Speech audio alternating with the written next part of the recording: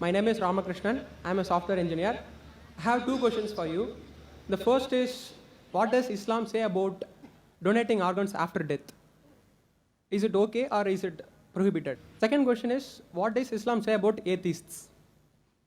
That's it. The brother has two questions.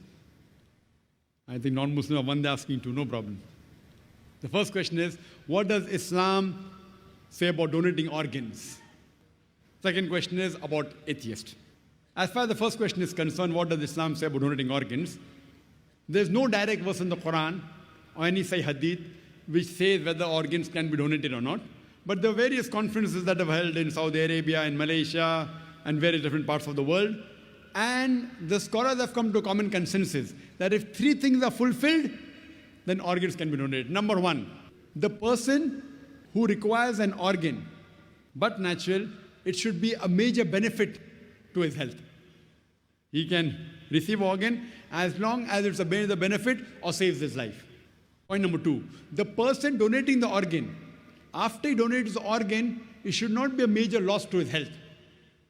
For example, if I donate my heart, I will die. So I can't donate my heart. But the doctors say that out of two kidneys present, a person can even survive with one kidney. So if my mother has a kidney failure, both the kidneys have failed, I can very well donate my one kidney to my mother, even she lives and I live. But naturally, after a person dies, if he wants to donate any other organ, that is permissible. But if he's alive, he should not donate any part of the body which will cause a major damage to his health or a loss of life. And the third criteria is, it should not be for money. No one should sell organ. If all these three conditions are fulfilled, then organ donation very well can be done. As far as the second question is concerned, what does Islam have to say about atheists? As far as I'm concerned, whenever I meet an atheist, are you an atheist, brother? He said no. Whenever I meet an atheist, the first thing I do is I congratulate that atheist. People may wonder that why is Zakir congratulating atheists? The reason I'm congratulating atheists is because most of the human beings, they usually do blind belief. He is a Hindu because father is Hindu. He is a Christian, father is a Christian. Many Muslims are Muslim because father is a Muslim. Now this atheist, he's thinking. He may be coming from a religious background. His father may be pious. But he does not believe that how can there be a God who requires to eat, a God who can die, a God who can lie. So the reason I congratulate the atheist is because he has said the first part of the Islamic Shahada, Islamic creed, La ilaha, that there is no God. The only thing I have to do is illallah, but Allah, which I shall do inshallah. So half my job is done. To a non-Muslim who believes in some other God, first I have to prove to him that the God he's worshipping is wrong. And after I prove to him that the God he's worshipping is wrong, then I have to prove to him about the correct God. Here, the atheist, half my job is done. He already agrees in the first part of the Islamic Shahada, La ilaha, there is no God. The only thing I have to do is illallah, which I shall do inshallah. The first question asked to the atheist is that, what is the definition of God?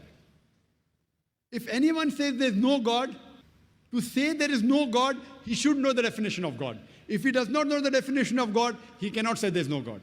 For example, if I say this is a pen, is this a pen? No. It's a book. To say this is not a pen, you should know the definition of pen. Some people say, no, Zakir, I know this is a book, so I can say it's not a pen. I said, no. If you know the definition of pen, I will say, is this a kitab?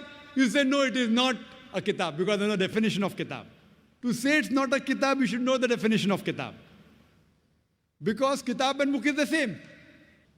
So to say it is not a pen, you have to know the definition of pen. You may or may not know the definition of a book. Correct? So similarly, to say there is no God, you should know the definition of God.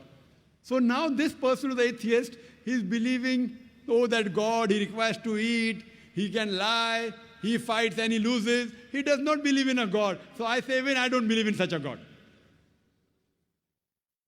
La ilaha. Then I tell to him the correct concept of God. And the correct concept of God is mentioned in Surah Ikhlas, chapter number 112, verse number 1 to 4, which I shall discuss in the last day of the conference, inshallah. That is on 20th of January. So what he's doing, he is rejecting the false God. Then I ask the question to the atheist, that if suppose there is equipment which is brought in front of you, who no one in the world has ever seen, no one knows about it. And if I ask the question, that who will be the first person who will be able to tell you the mechanism of that equipment? The atheist will tell. The first person who will tell the mechanism of this equipment, who no one in the world has seen, it is the creator. Some may say the manufacturer. Some may say the inventor. Some will say the person who has made it, maker. He may say creator, maker, inventor, manufacturer. Whatever he says, it will be somewhat similar. Don't grapple with the words. What he says, accept it. Then ask him.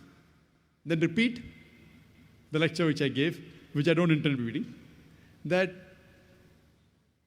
how did the universe come into existence? So he will tell about the Big Bang. Then I'll tell him that when did you come to know? He will tell you in 1973, yesterday in science, 30 years back, 40 years back. I will say, what you are talking about the Big Bang you came to know 30 years back is mentioned in the Quran 1400 years ago. Who could have mentioned it? He will say, maybe it's a fluke. Don't argue with him. Continue. What is the shape of the earth? He will tell you, previously people thought it's flat, now we know it's spherical. When did you come to know? He will tell you 1577, when Sir Francis Drake sailed around the earth. When? 300 years back, 400 years back, 450 years back. The Quran mentions 1400 years ago. Who could have mentioned it? He will say, oh, maybe your prophet Muhammad, peace be upon him, he was an intelligent man. Don't argue, continue.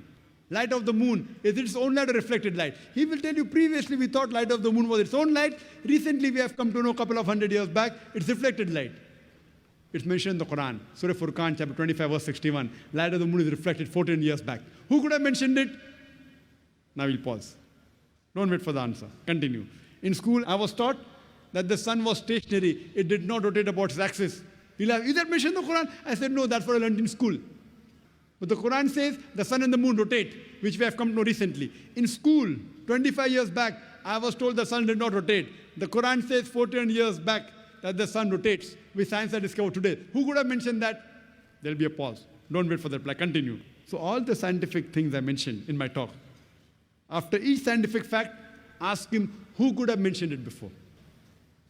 And finally, he will tell the creator, the manufacturer, the inventor, the maker. This creator, this manufacturer, this producer, this inventor, we in Islam call as Allah. That's the reason today science is not eliminating God, la ilaha, it is eliminating models of God, illallah. Therefore, Sir Francis Bacon, a very famous philosopher, he said that little knowledge of science makes you an atheist, in-depth knowledge of science makes you a believer in God. So, with this help of this lecture, Quran Modern Science, you can prove the existence of God scientifically. Hope that answers the question.